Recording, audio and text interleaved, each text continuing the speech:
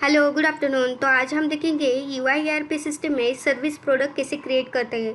तो आज मैं आपको एक सर्विस प्रोडक्ट क्रिएट करके दिखाती हूँ। तो सबसे पहले मुझे प्रोडक्ट मॉड्यूल में जाना होगा, उसके बाद प्रोडक्ट, उसके बाद आता है सर्विस प्रोडक्ट का ऑप्शन। उस पर क्लिक करने के बाद ये सर्विस प्रोडक्ट का स्क्रीन ओपन हो जाता है। अभी ये जो स्क्रीन है इसमें जो स्टार वाले फील्ड्स है, जैसे कि ड्यूरेशन इन डेज है, नंबर ऑफ सर्विसेज है, ये स्टार वाले फील्ड्स मैंडेटरी फील्ड्स है जिसको आपको फिल करके ही करना ही होता है। उसके बाद ही आप ये सर्विस प्रोडक्ट का डेटा सेव कर सकोगे। ठीक है, तो सबसे पहले स्टार्ट करते हैं प्रोडक्ट आईडी से। अभी पूरा डेटा फिल करके सेव करने के बाद सिस्टम ये जो सर्विस प्रोडक्ट है उसके लिए एक प्रोडक्ट आईडी क्रिएट करेगी। तो वो आईडी सिस्टम जनरेटेड आईडी होगी, तो वो आपको यहाँ पे डालने की ज़रूरत नहीं। उसके बाद का ऑप्शन है ड्यूरेशन इन डेज। अभी ये जो सर्विस प्रोडक्ट हम क्रिएट करने जा रहे हैं उसका जो सर्विस ड्यूरेशन है वो कितना होगा, 6 मंथ के लिए होगा, 1 साल के लिए होगा। तो वो जो ड्यूरेशन है आपको डेज़ में डालना है। फॉर एग्ज़ाम्पल 1 साल के लिए तो यहाँ पे मैं 365 डेज़ डाल देती हूँ। उसके बाद ये जो 1 साल पे हम कितने नंबर ऑफ़ सर्विसेज देने वाले हैं इस सर्विस के, ठीक है, तो यहाँ पे मैं 4 डाल देती हूँ। मतलब 1 साल में मैं 4 सर्विसेज देने वाली हूँ। ठीक है, उसके बाद आता है ऑप्शन स्टेटस का। अभी ये जो स्टेटस का चेक बॉक्स है वो जब भी टिक रहेगा तो ये सर्विस प्रोडक्ट एक्टिव रहेगा। इसको अगर मैंने अनटिक कर दिया तो ये सर्विस प्रोडक्ट इनएक्टिव हो जाएगा। ठीक है, तो इसको मैं एक्टिव ही रखना है मुझे। उसके बाद प्रोडक्ट कोड एक यूनिक कोड रहता है उस सर्विस को डिफाइन करने के लिए। तो यहाँ पे मैं एक प्रोडक्ट कोड मेंशन कर रही हूँ। ठीक है, उसके बाद प्रोडक्ट को कैटेगराइज करने के लिए उसकी प्रोडक्ट कैटेगरी हमें सिलेक्ट करनी है। ठीक है, उसके बाद प्रोडक्ट नेम। अभी यहाँ पे जो प्रोडक्ट नेम है वो मुझे फुल नेम डालना होगा प्रोडक्ट का।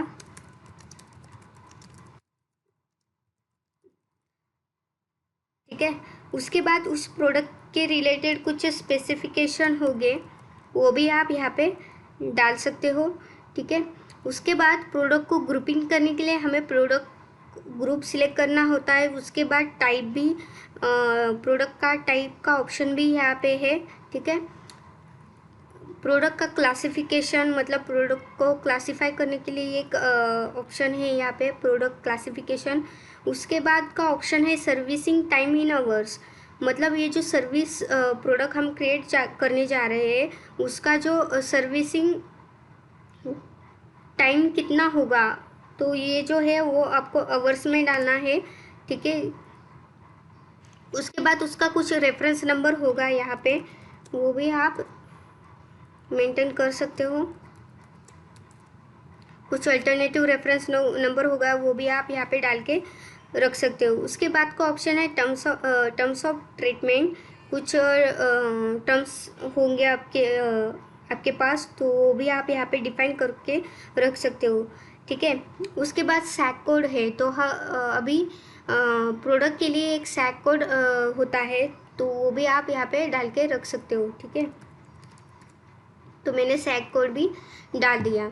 ठीक है, अभी हर एक सर्विस की एक वारंटी पीरियड होता है। हर एक सर्विस प्रोडक्ट का वारंटी पीरियड होता है सर्विस करने के बाद। ठीक है, सर्विस जब हम सर्विस करते हैं उसके बाद जो वारंटी पीरियड होगा वो आप यहाँ पे डाल के रख सकते हो। ठीक है, तो आप फॉर एग्ज़ाम्पल आज मैंने सर्विस कर ली। ठीक है, आज मैंने सर्विस कर ली तो उसका 45 डेज तक असर रहेगा। तो मतलब वो जो हो गया वो वारंटी पीरियड हो गया। तो मतलब जब सर्विस देंगे उसके बाद वो वारंटी पीरियड चालू हो जाएगा। तो यहाँ पे इस स्टार्ट डेट का ऑप्शन आपको मिलता है उसके लिए। ठीक है, उसके बाद प्रोडक्ट प्राइस। तो प्रोडक्ट प्राइस आप यहीं पे डाल के रख सकते हो। ठीक है, मतलब आप जब भी उस सर्विस का ये जो सर्विस प्रोडक्ट है उसका जब भी कॉन्ट्रैक्ट वगैरह बनाओगे तो वो जो प्रोडक्ट प्राइस है वो ऑटोमेटिकली मैप हो जाएगी। ठीक है, उसके बाद टैक्स भी आप यहाँ पे डाल के रख सकते हो। तो मैं टैक्स भी ऐड कर रही हूँ, tax 1 and tax 2, HGST CGST जो भी है। ठीक है, उसको मैंने ऐड कर दिया।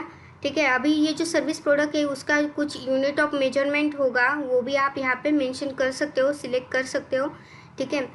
तो यहाँ पे आपको डिस्क्रिप्शन में 4 ऑप्शंस मिलते हैं डिस्क्रिप्शन डालने के लिए, तो वन बाय वन आप डिस्क्रिप्शन यहाँ पे मेंशन कर सकते हो। ठीक है, सेव करके रख सकते हो।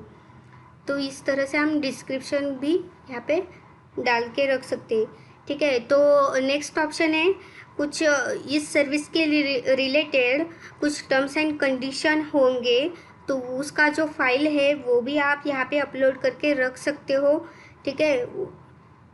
उसके बाद ये जो सर्विस प्रोडक्ट है उसके कुछ फोटोग्राफ्स वगैरह आपके पास होंगे, कुछ इमेजेस होगी, वो भी आप यहाँ पे अपलोड करके रख सकते हो फॉर रेफरेंस के लिए।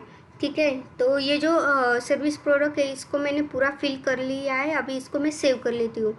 ठीक है।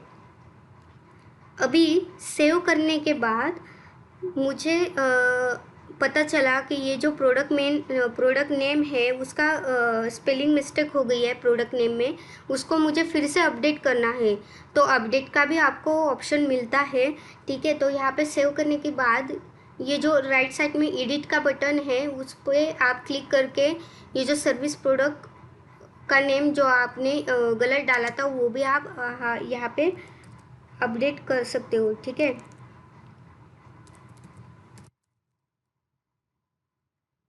तो यहाँ पे मैंने इसे सेव करके फिर से वो अपडेट कर लिया है। ठीक है।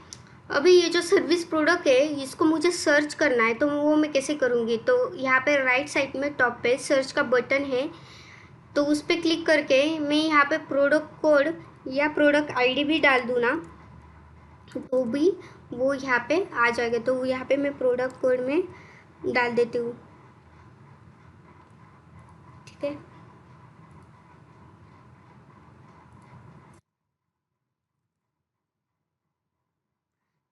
तो आप यहाँ पे देख सकते हो मैंने जो अभी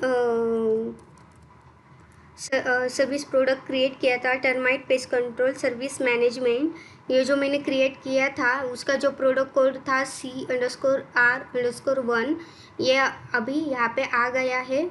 ठीक है। इसको मैं गो कर देती हूँ, तो इस तरह से वो रिकॉर्ड है वो नीचे आ जाएगा। उसको मैं फिर से ओपन भी कर सकती हूँ और फिर से कुछ अपडेट करना है तो अपडेट भी उस सर्विस प्रोडक्ट में कर सकती हूँ। ठीक है। तो इस तरह से हम सर्विस प्रोडक्ट क्रिएट करते हैं। उसको अगर अपडेट करना है, कुछ स्पेलिंग मिस्टेक हो गए उसको फिर से अपडेट करना है, वो भी हम अपडेट कर सकते हैं। कुछ प्रोडक्ट प्राइस गलत मैंने डाल दिया है वो भी आप यहाँ पे अपडेट कर सकते हो। ठीक है। उसके बाद उस सर्विस प्रोडक्ट को आप सर्च भी कर सकते हो। ठीक है। तो इस तरह से हम सर्विस प्रोडक्ट क्रिएट करते हैं।